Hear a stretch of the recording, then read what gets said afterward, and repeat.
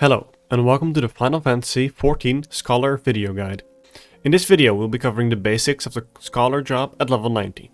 One disclaimer, this video aims to teach you how to play Scholar. For a guide on how to heal, check out this video instead.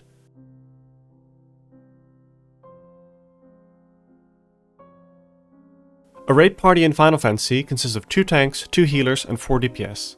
Scholar fills one of the 2 healer spots in the party. It does so alongside White Mage, Sage and Astrologian. Scholar and Sage are considered barrier healers, meaning they have access to more on-demand shielding through their GCD spells, whereas White Mage and Astrologians are considered regen healers, meaning they have access to more on-demand regen spells and generally more powerful healing spells in terms of recovering raw HP. Both bring their own value to the raid and should be considered as a singular entity that is healing the raid. Scholar is also the pet healer. They have a small Fey companion accompanying them in the raid that helps them heal and shield people. The Fey automatically heals players in the raid and can be ordered to cast powerful raid-wide healing and mitigation abilities. It is also worth mentioning that in Final Fantasy, healers are basically caster DPS with an extra responsibility. The DPS checks and enrages are balanced around healers contributing around 15% of the total raid DPS. This is why it's important to not only learn how to heal, but also on how to do DPS. Scholar has 2 parts to their gauge. The first is their Ether Flow gauge. This tracks the charges of Ether Flow, which can be obtained by using signature abilities and can be spent on powerful mitigation, healing or damaging abilities. The second part is their Fairy gauge. This gauge fills up whenever you use an Ether Flow ability and can be spent on a powerful heal over time, which is called Ether Pact, which has your Fey companion tether themselves to a single target, healing them over time until your Fairy gauge is depleted. Like mentioned earlier, healers are caster DPS with the extra responsibility of healing. They luckily do have an easier DPS rotation to compensate for this extra responsibility. Since DPS is a key part of Scholar, I wish to cover this before the healing actions. The main GCD you'll be casting is called Broil 4. This GCD simply does damage. It has a 1.5 second cast time and a 2.5 second recast time. This allows you to weave in a singular ability after each cast. This is the main way you will be healing while maintaining full DPS uptime. It also allows you to easily move around the arena, as you can utilize the last second of the GCD when you're not casting to move. Alongside Broil, Scholar has access to Biolysis, which applies a damage over time debuff to a single enemy. It is key to keep this applied at all times. Starting at 4 or more targets, you can stop maintaining the dot and focus solely on your AoE spell, which we will cover later. Next is Ruin 2. This is an instant cast GCD which does low damage. Scholars can utilize the spell to keep DPS uptime whenever they cannot stand still to cast Broil 4. It is a DPS loss to do so, but any damage is better than no damage. Lastly, Scholars have access to Art of War 2. This is your AoE spell. It does moderate damage in a circle around you to all enemies within it. It becomes worth using over Broil 4, starting at 2 or more targets. Alongside these GCDs, Scholars naturally have a few OGCD abilities that they can use to do damage. The first ability to talk about is Ether Flow. This ability grants you 3 stacks of Ether Flow charges. These Ether Flow charges can be spent on either healing, mitigation or DPS abilities, so it's important to deduce whether or not you will need them for healing purposes or if you can spend them on DPS. If spending them on DPS, you can do so on Energy Drain, which deals single target damage at the cost of one of these charges. It also increases your Fairy gauge by 10. I emphasize again that if you need to use these Ether Flow charges on healing, then drop the Energy Drains to do so. During progress, you can simply hold on to these charges for any moment where you might need the Ether heals, and if it turns out that you don't need them, then simply spend the remaining charges before your next Ether Flow comes off cooldown. Alongside Ether Flow, you can use Dissipation to gain 3 charges of Ether Flow as well. Dissipation removes your Fey companion from the arena for 30 seconds, and alongside the Ether Flow charges, also grants you a 20% buff to your GCD heals. You can plan the usage of this ability to line up with moments of significant burst healing, or to push more DPS if you don't need the extra healing and the abilities from your Fey companion. Avoid using it for DPS if it means that you or your co-healer will need to GCD heal. Lastly, Chain Stratagem is your raid buff. It debuffs a target, making actions used against them 10% more likely to critically strike. For actions that are guaranteed to critically strike, it instead increases the base damage it deals. This ability is simply used in the opener and then on cooldown. If due to phase timings raid buffs are delayed, then do so alongside with your group to keep chain synced with the other raid buffs. It's also worth noting that chain only applies the debuff to a single target, so in multi-target scenarios, try to apply chain on whatever target the group is focusing their damage into.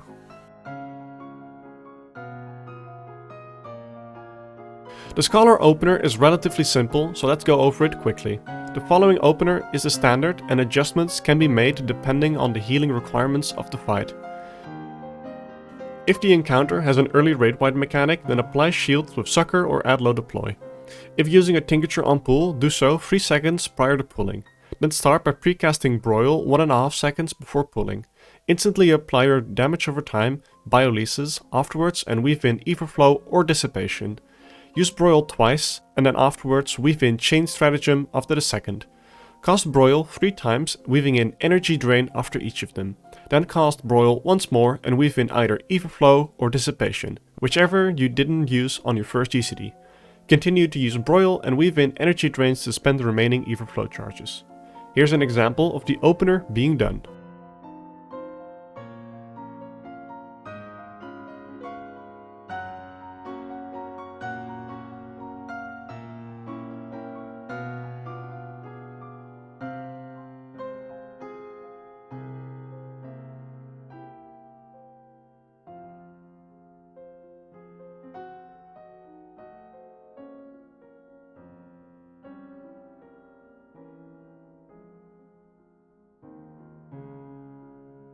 Like said, adjustments to this opener can be made based on the healing requirement of the fight. This is mainly as the opener uses 6 charges of Everflow and leaves you dry for them until your Everflow and Dissipations come back off cooldown. Depending on how many Everflow heals you need to cast later on in the fight before the cooldown comes back, it's recommended to hold on to these Everflow charges instead. It might also be better to hold Dissipation if you need the very specific abilities in the first 30 seconds of the fight. Another reminder that during progression, you can simply hold on to these charges for any moment that you might need the Ever heals, and if it turns out you don't need them, then simply spend the remaining charges before Everflow comes back off cooldown. The main way healers can improve their damage is by improving their uptime. This implies that you use Broil as much as possible and utilize the 1 second time after the cast to move ahead of mechanics, so you're pre-positioned when a mechanic happens and don't have to move last minute to react. By being pre-positioned for mechanics, you minimize the amount of Ruin 2s you have to cast and thus increase your DPS output, as Broil 4 does more damage than Ruin 2. It is also key that you keep the Bioleases dot applied at all times and that you refresh it every 30 seconds before it falls off. It's worth noting that Bioleases is an instant cast GCD and thus allows you to move 2.5 seconds, which you can utilize to move further than the 1 second window of Broil. You can also use Swift Cast to instantly cast your next Broil and move for 2.5 seconds. Keep in mind that using Swift Cast for DPS is only worth it if you can be sure that raising is not an issue in the next minute. Lastly, there is about a 500 millisecond gap at the end of every casted spell where you can move. This movement is called slide casting. If all of this is not enough to maintain uptime, then you can use Ruin 2 while moving. Ruin 2 is an instant cast, but does slightly less damage than Broil.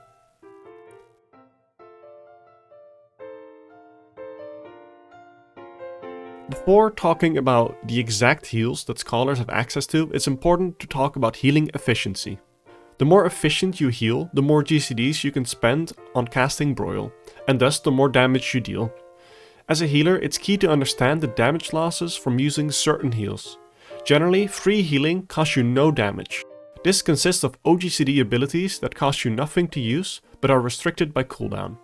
Next are your Everflow heals. These cost you Everflow charges, which could be spent on a damaging OGCD, Energy Drain, and thus cost you 100 potency whenever you use one. Lastly, there are GCD heals. These take up a Broil cast, costing you a whole 295 potency to use and consuming a lot of extra mana. Your goal is to minimize the amount of GCD heals cost by utilizing your free and Everflow heals to their fullest extent. It is however worth noting that during progress, it is encouraged to use GCD heals for the sake of safety. For more information, you can check out the healer guide here.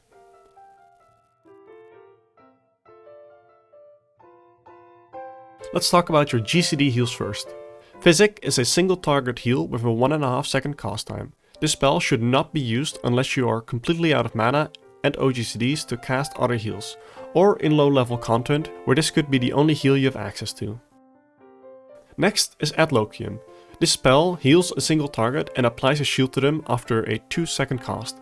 Since the global cooldown of this spell is 2.5 seconds, it has a 0.5 second gap after your casting for you to move.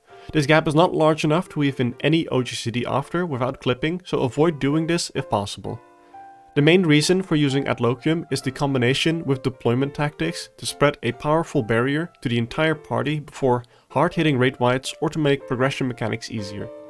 Alternatively, you can use this spell before pull to combine with deployment tactics to spread a powerful shield to the entire party, mitigating the first raid wight of the fight. Adloquium can also be used to add extra mitigation to a single person, like before a big raid wight or tank buster. Sucker applies a barrier to the entire party. It heals the party and it places a shield on them afterwards. It also has a 2-second cast time with a 2.5 second GCD, and the same rule applies about it not being a big enough gap to weave in any OGCDs. You can use this to prepare for incoming raid wide damage if you cannot use Adlo and deployment tactics, or if the free shields from your OGCDs are not enough and you need extra mitigation. The shields applied by Sucker and Adlo are called Galvanize. These shields cannot be stacked with each other or with Sage's spammable shields. They can, however, be stacked with any other shield. Aside from these GCD spells, you have access to a plethora of OGCDs. Let's first talk about your Everflow heals. Remember, these heals cost 1 Everflow charge to use and thus are damage negative, but it is still recommended to use these over GCD heals. Using one of these also increases your fairy gauge by 10. Lustrate heals a single target for a moderately high amount of health. Lustrate can be used if other options are not available, as Lustrate is the only Everflow heal that does not have a cooldown and thus is spammable. Indomitability heals the party for a moderate amount and should be used if you require burst AoE healing. Sacred Soil creates a sphere on the battlefield which decreases the damage party members take who stand inside it by 10% and also applies a heal over time for 15 seconds. Sacred Soul should be used over Lustrate and Indomitability if the party will remain inside the bubble, has enough time to heal from the heal over time buff, as Sacred Soil provides as much healing on a single person as Lustrate would and also gives you the 10% incoming damage reduction. The cooldown of this ability is 30 seconds, which makes it available for almost all multi-target damage instances in an encounter. This makes it one of the most powerful uses of your Everflow charges. Lastly, Excogitation is a single target heal that only heals once the target falls below 50% of their maximum HP. It heals for more than Lustrate, but does have a 45-second cooldown. Do mind that the target can still die if they get hit by damage totaling more than 50% of their health. You can use this to deal with extended high single target damage, like Tank Buster Bleeds or long strings of auto attacks. Next, let's talk about your free to use OGCD abilities. Recitation. This ability modifies the usage of your Everflow heals and of Adlo and Sucker. It removes the mana cost of the GCDs and the Everflow cost of the Everflow heals, turning the Everflow heals into free to use OGCDs instead of being damage negative. It also guarantees them to critically heal, vastly increasing their healing potency. It is recommended to use this alongside Indomitability for good AoE healing or with Excogitation to help with tank healing. You can use this alongside Adloquium to guarantee a big shield on the tanks or even the entire party. This can be utilized to deal with heavy hitting raid wights or tank busters.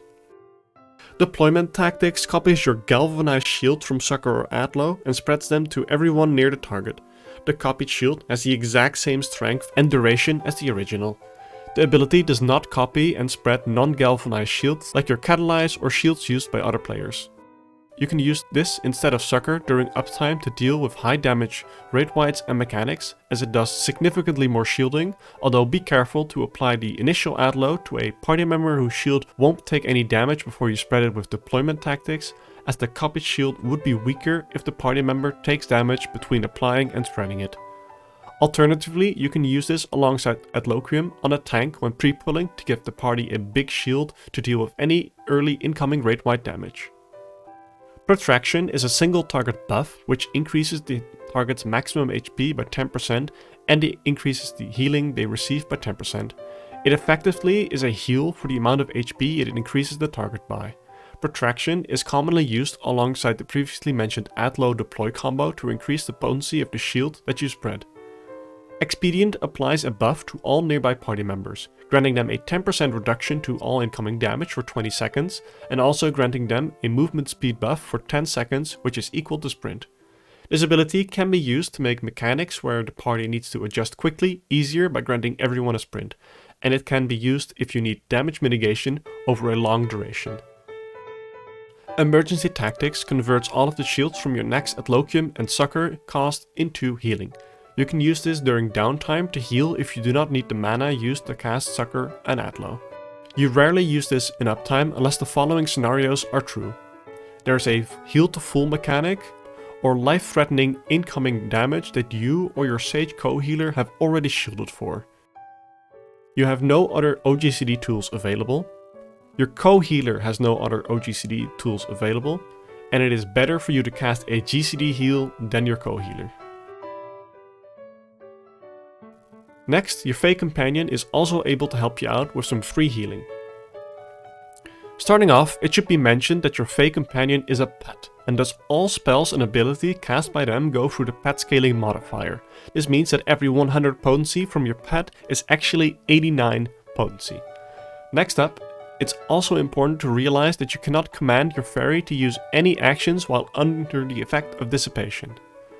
Lastly, all of your fairy's actions originate from its location, similar to how you heal from your own location. This is why it's important to position your fairy so it's in range of all party members. This usually is in the center of the arena. You can position the fairy by using the place pet action. This has the added bonus of being able to reach the entire party even if you're forced out of range of other players due to mechanics, making healing during mechanics substantially easier. It is important to mention also that you will need to reposition your fairy after they come back from dissipation. You can summon your fairy with Summon Eos or Summon Selene.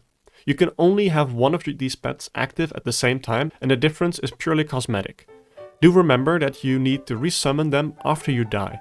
This means mid-pull after getting raised, but also in between every single wipe. The first action your pet has is Embrace. This is a moderate single target heal which it uses every 3 seconds automatically. To see how it prioritizes healing, check out the advanced guide linked in the description. Next is Ether Pact. This orders your fairy to tether themselves to a target. By spending your fairy gauge, it heals the target over time. The ability is particularly powerful to heal players taking heaps of damage, like tanks after they get applied a bleeding tank buster. A few notes about this ability though. The fairy won't cast Embrace while it is using Ether Pact. It also cannot be ordered to move. You can cancel Ether Pact at any time by recasting the ability. You can also do this by simply using a fairy ability that you require at that time. Lastly, if the target moves out of range of the fairy, then the ability stops healing, which also stops them from draining the fairy gauge. Fey Blessing is a moderate AoE heal. You can simply use this for topping up the rate after taking AoE damage. Although, if no damage is going out, don't let this sit idle and use it to heal the tanks instead. Whispering Dawn and Angel's Whisper are AoE heal over times on the entire party. The name is different based on which Fey you have summoned, but it does the exact same thing. Try to use this to heal up slowly after rate-wide damage. If this is not needed, then use this also to heal the tanks. Fey Illumination and Sephiric Illumination grants everyone in range a 5% damage reduction against magical damage and a 10% healing increase. It is important to note that this healing increase only applies to GCD heals and doesn't affect OGCD heals or heals from your pets. Summon Seraph, transform your Fey Companion into a Seraph for 22 seconds. This changes their default Embrace heal into Seraphic Veil, which heals the same amount but also applies a barrier after the cast. Next, it also changes Summon Seraph button into Consolation, which orders your Seraph to heal and shield the entire party for the moderate amount. Each usage of Summon Seraph grants you 2 uses of Consolation. Use them wisely. This ability naturally cannot be used if you send your fairy away with Dissipation. Try to use this ability to mitigate and heal rate wides, especially if multiples are occurring back to back to make the most out of the double Consolation charges. During Seraph, you have access to Whispering Dawn and Fey Illumination, but not Fey Blessing or Ether Pact. Scholar naturally also has access to the healer role actions. Resurrection uses a large chunk of mana, and after a long 8-second cast time you're able to resurrect a fallen party member. You're able to use Swift Cast alongside to negate the long cast time, making this spell a lot more reasonable to cast. Swift Cast makes your next spell instant cast. This can be used to maintain uptime by extending your movement, but it's also great to be used in combination with Resurrection. Asuna is your cleanse. Using this spell removes one random cleansable debuff. These debuffs can be recognized blue line above their icon. Lucid Dreaming applies a buff that restores your mana over the course of its duration. Using this spell on cooldown is important to maintain your mana over the course of a fight, so try to use this spell whenever your mana dips below 80%. Surecast is your knockback immunity. It also doubles down and stops your cast from being interrupted. Rescue allows you to pull one party member towards you. You can use this to save a party member who you can see standing in the wrong place for a mechanic. However, if you are not confident in the usage of this ability, you can actually end up doing more harm than good. Use this ability, thus, carefully. Thank you for watching the Scholar Guide. I hope you learned something. Subscribe for more Final Fantasy guides and videos. A special thanks to the Healer Theory Crafters that helped me write and fact-checked the video.